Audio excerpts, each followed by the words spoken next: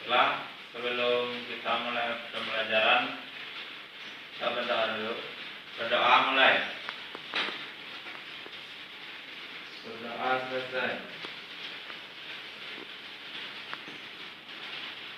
Baiklah, untuk pertemuan kali ini, apakah ada dari Ananda sekalian yang tidak hadir? Semua. Ibu harap untuk pertemuan kali ini Ananda semua dapat untuk menyimak pembelajaran serta dapat memahami apa yang disampaikan hari ini, karena ini sangat penting untuk pembelajaran atau materi ini akan berkaitan dengan pembelajaran minggu depan. Baiklah, tujuan pembelajaran kita pada pertemuan kali ini yaitu di mana Ananda sekalian dapat memperdalam pemahaman mengenai sistem endokrin. Yang kedua yaitu dapat menjelaskan mengenai fungsi serta sifat kerja dari sistem endokrin. Yang ketiga, siswa dapat menjelaskan struktur testis dan ovarium beserta hormon yang akan diekspresikan pada manusia. Baiklah, untuk memulai pembelajaran kita pada hari ini, sebelum itu Ibu akan membagi kalian untuk menjadi dua kelompok. Kelompok satu yaitu terdiri dari Mardia sama Desi Susilawati. Silakan mendekati kelompoknya. Kelompok dua yaitu Dina Sarfareza, satu kelompok dengan Faida. Nah, baiklah, pada pertemuan kali ini Ibu akan menggunakan metode nomor atau penomoran. Di sini Ananda masing-masing Ananda mengambil nomor yang telah Ibu sediakan di depan.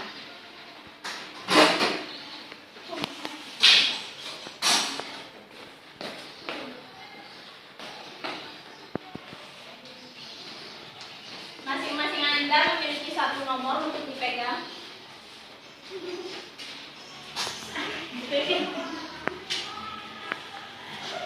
Baiklah, di sini Ibu akan menjelaskan sistem pembelajaran kita pada hari ini, yang mana akan ada dua pertanyaan yang telah Ibu sediakan untuk kalian bahas per kelompok. Yang mana pertanyaan pertama akan dibahas oleh kelompok 2, sedangkan pertanyaan kedua akan dibahas oleh kelompok 1. Yang mana pada sistem kali ini, sistem pembelajaran kita kali ini, masing-masing Anda telah memegang nomor 1 dan 2.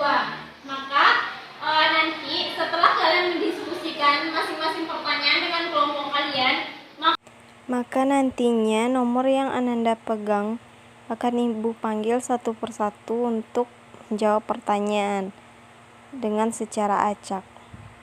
Nah, di sini untuk pertanyaan ini kelompok 2, jelaskan fungsi dan sifat kerja dari sistem endokrin, yang mana pertanyaan ini akan disimpulkan oleh kelompok 2, sedangkan pertanyaan 2 akan disimpulkan oleh kelompok 1, yang mana nanti Ibu akan memberi kalian waktu dari sekarang 10 menit dari sekarang. Silakan kalian catat pertanyaannya serta simpulkan kesimpulan dari masing-masing pertanyaan. Baik, Bu.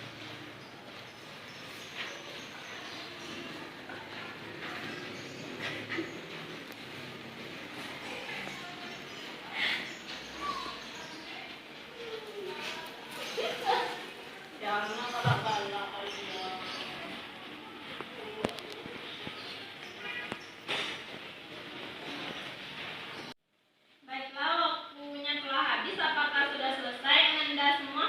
Sudah, Bu. Baiklah, untuk Ananda yang pemegang nomor 2, silakan untuk menyampaikan kesimpulannya untuk pertanyaan nomor 1.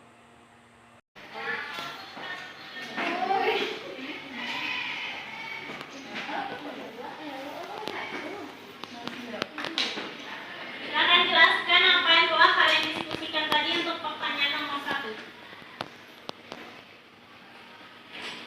Baiklah, akan menjelaskan tentang pertanyaan tadi, yaitu jelaskan fungsi dan sifat kerja dari sistem endokrin, serta jelaskan aktivitas yang dikoordinasi oleh sistem endokrin Dan apa perbedaan koordinasinya dengan sistem saraf?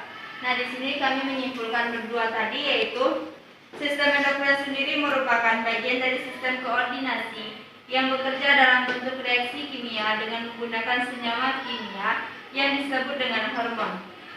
Organ utama dari sistem endokrin sendiri yaitu kelenjar endokrin. Dasar pemberian nama endokrin karena sekret atau hormon disekresikan ke dalam lingkungan internal tubuh dan untuk penggunaan internal. Saya kembalikan lagi kepada Ibu.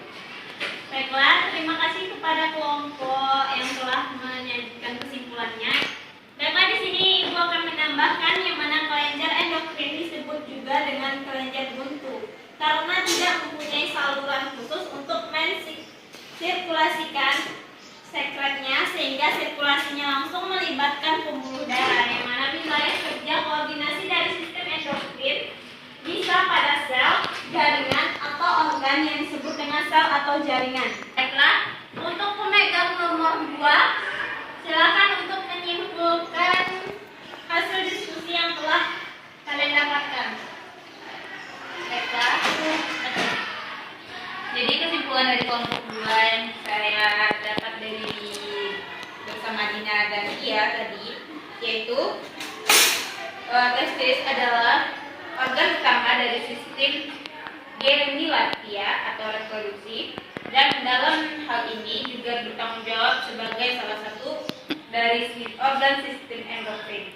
Sebagai organ endokrin, testis dan ovarium bertanggung jawab menghasilkan hormon-hormon yang berperan dalam mengkoordinasi proses fisiologi yang seperti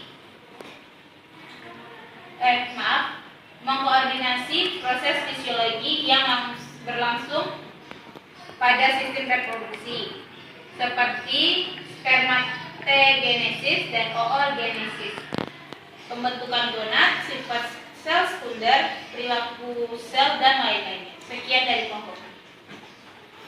Baiklah, di sini Ibu akan menambahkan sedikit dari paparan yang telah dijelaskan oleh kelompok 1, yang mana struktur testis yang berperan sebagai struktur endokrin adalah sel Leydig atau disebut juga dengan sel interstisial, yang mana sel ini berada di antara lipatan tubuh seminiferous.